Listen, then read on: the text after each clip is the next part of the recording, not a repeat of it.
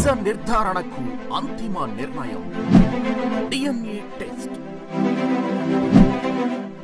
ఉన్నది ఉన్నట్లుగా వాస్తవాలను శోధించి వివరించే మన డిఎన్ఏ టీవీ, మన రాష్ట్రం, మన ఛానల్.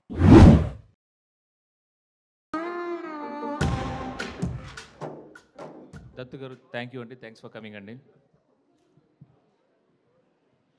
అండ్ మా క్యాస్ట్ గురించి, మా కురువు గురించి చాలా డీటెయిల్డ్గా ఒక్కొక్కరి పేరు మెన్షన్ చేయాలని ఉంది. దానికి ఒక సపరేట్ ఫంక్షన్, ఎలాగో చాలా దూరం వెళ్తాం మేము, చాలా సక్సెస్ ఫంక్షన్స్ ఉన్నాయి.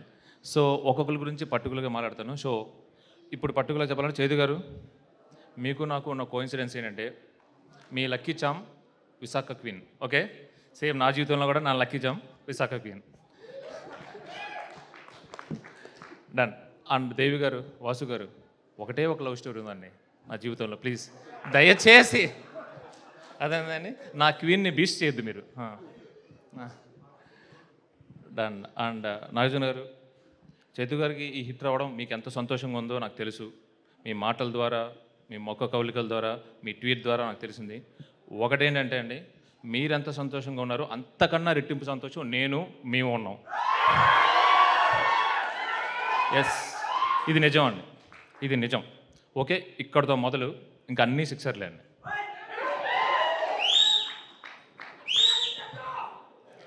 ఓకే ఓకే, నా ఫ్లో టక్మని కట్టేది అనుకో, మళ్ళీ రాదు. Okay, wait. ఆ తర్వాత నేను ఇందాక చెప్పినట్టు ఈచ్ అండ్ ఎవ్రీ యాక్టర్ గురించి, ఈచ్ అండ్ ఎవ్రీ టెక్నీషియన్ గురించి మాట్లాడతాను. ముందుగా దేవి గారు, నేను ఎప్పుడూ చెప్తుంటాను, మళ్ళీ చెప్పాను, ఈ కథని మీరు అర్థం చేసుకున్నట్టు ఎవ్వరూ అర్థం చేసుకోలేదండి. నిజంగా ఈ కథ మీ మ్యూజిక్ రూపంలోనే తెర మీదకి వచ్చింది. ఎస్, థ్యాంక్ యూ అండి, థ్యాంక్ యూ వెరీ మచ్. ఎలాంటి పాటలు మీకు అలవాటు, నాకు లేదండి, ఫస్ట్ టైం ఇదంతా. Thank you very much. ఆ తర్వాత నాతో పాటు ఇంత స్ట్రాంగ్గా నమ్మింది ఎవరు అంటే మా editor Naveen Nuli. Thank you very much. ముఖ్యంగా ఇంత ఎమోషనల్గా ఈ స్టోరీ రావడానికి ఏంటంటే, each and every technician journey, అంటే అది ఎవరైనా ఉన్నారు, సినిమాటోగ్రాఫర్ కానీ, ఆర్ట్ డైరెక్టర్ కానీ, అందరూ కూడా చాలా ఎమోషనల్గా కనెక్ట్ అయ్యండి. అందుకే ఇది ఇంత ఎమోషనల్గా జనం కూడా కనెక్ట్ అవుతున్నారు. Thank you very much. And Vasu గారు, మినిమం ఆయనకి మనుషులతోనే రిలేషన్, వాళ్ళ సక్సెస్తోనూ ఫ్లాప్స్తోనూ కాదు. అక్కడ సీరియస్లీ అండి, అంటే నాకు ఈ సినిమా అవకాశం ఇచ్చింది నాకు సవ్యసాచి తర్వాత 10 రోజుల తర్వాత పిలిచినప్పుడు చాలా క్యాజువల్గా నెక్స్ట్ సినిమా ఎప్పుడమ్మా అన్నారు. అది ఒక సైకలాజికల్గా ఒక టెక్నీషియన్కి, మనిషికి ఎలాంటి బూస్టప్ ఇస్తుందంటే అది ఇంకా. సో ఆఫ్టర్ కార్తికేయ 2 తర్వాత కూడా మళ్ళీ సేమ్ ఆయన. సో థ్యాంక్ యూ అండి, థ్యాంక్ యూ వెరీ మచ్. మీరు ఇలాగే ఉంటారు నాకు తెలుసు, మనం ఇలాగే నడుచుకుంటూ వెళ్తాం life long. Thank you very much. And Arvind గారి గురించి ఇందాక వాసు గారు నేను తర్వాత పర్టికులర్గా మాట్లాడతానన్నారండి.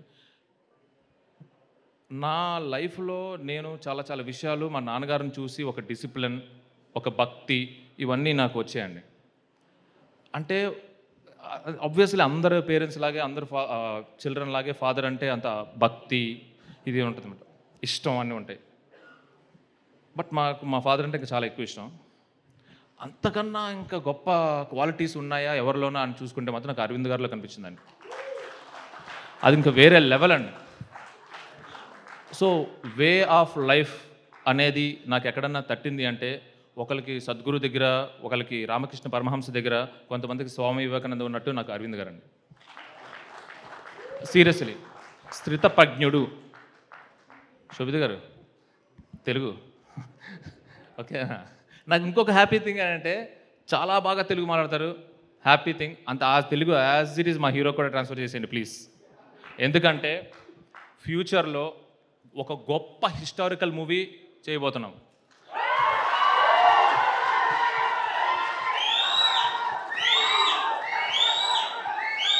అక్కినేని నాగేశ్వరరావు గారు చేసిన తెనాలి రామకృష్ణ అనే కథ మళ్ళీ ఒక అత్యద్భుతంగా రాసి, ఈ తరానికి ఎలా కావాలి, ఈ తరానికి ఏం చెప్పాలి.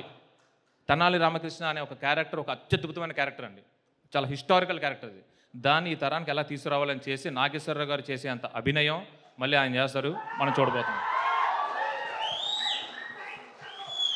ఫైనల్గా థ్యాంక్ యూ అండి, థ్యాంక్ యూ అరవింద్ గారు. మీరు నాకు చాలా అంటే చాలా విషయాలు చాలా ఎక్కువ. నేను అది మాటల రూపంలో చెప్పలేను, చెప్పుకుంటూ పోతే పొద్దునైపోతుంది. Thank you very much.